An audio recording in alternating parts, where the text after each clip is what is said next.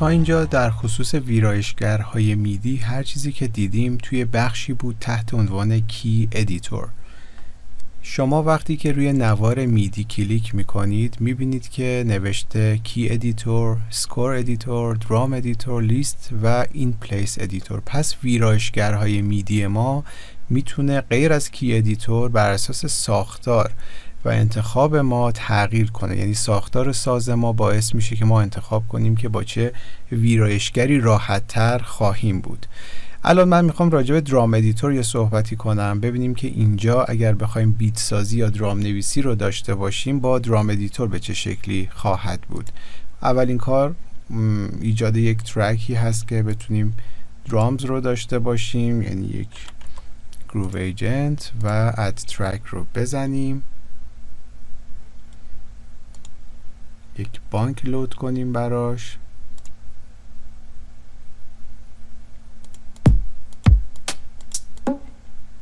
و یک پارت خالی با کمک ابزار مداد.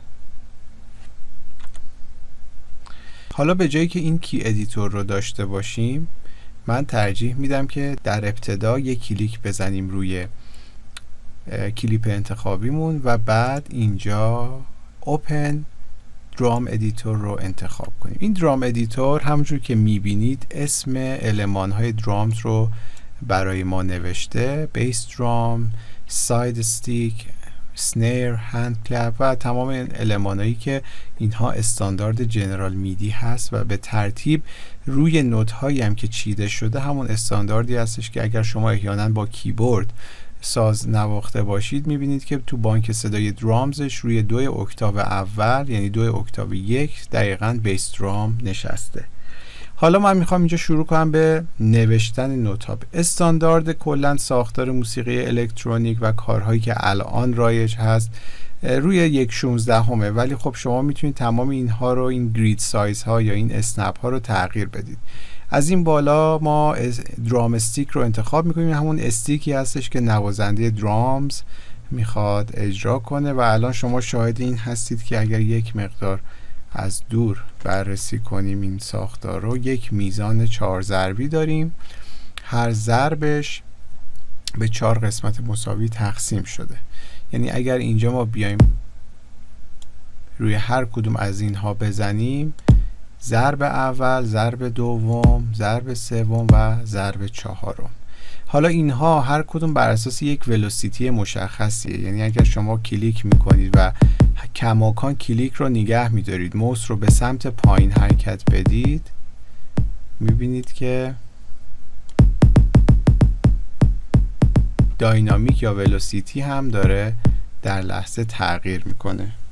اجرا میکنیم، میشنویم با هم.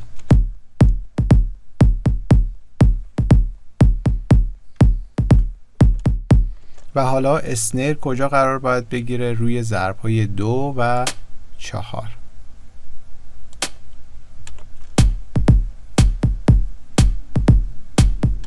میتونیم کلپ هم بهش اضافه کنیم. یک مقدار ولوسیتی کلپ رو کاهش خواهیم داد.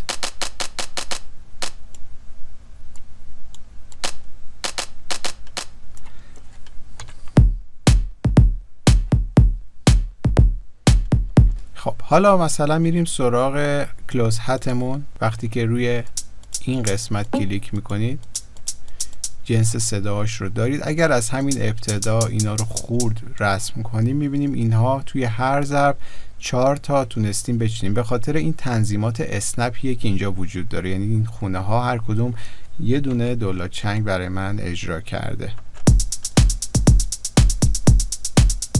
اگر احیانا قصد دارید بعضیاشون رو پاک کنید یا با همین استیک روش کلیک کنید یا این دیلیتی که حالا با آیکونش آشنا هستید، یا حتی اگر قراره یک مقدار ریزتر اجرا بشه یه جاهایی،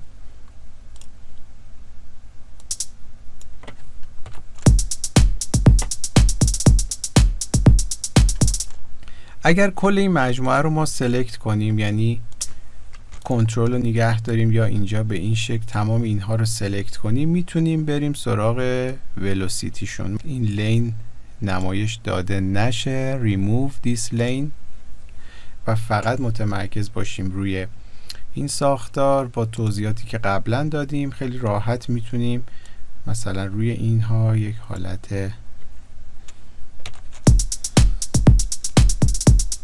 و روی مابقیشون هم باز میتونیم این فلش رو انتخاب کنیم. شورتکاتش عدد 1، یعنی شما اینجا هم که میبینید که توی پرانتز 1 رو نوشته. من میخوام که از اینجا اینها تحت تاثیر مثلا موج سینوسی شیفت رو نگه میداریم،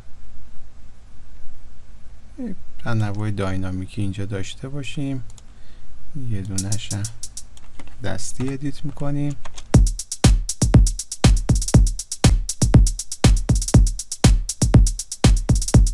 یا مثلا المانای دیگه‌ای که اینجا میتونه وجود داشته باشه، مثلا این ساختار با استیک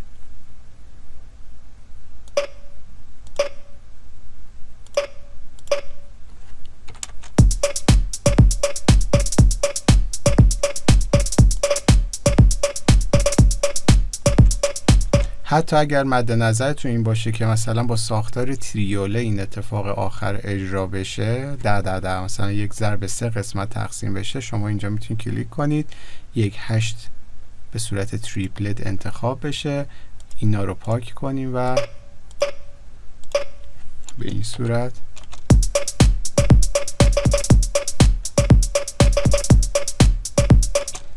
و حالا شما اگر که این ضرب در رو بزنید میبینید که دابل کلیک هم کنید اینجا کی ادیتور داره همون نوت ها رو نمایش میده، ولی ما داشتیم تمام این فرایند رو در قسمت درام ادیتور اجرا میکردیم.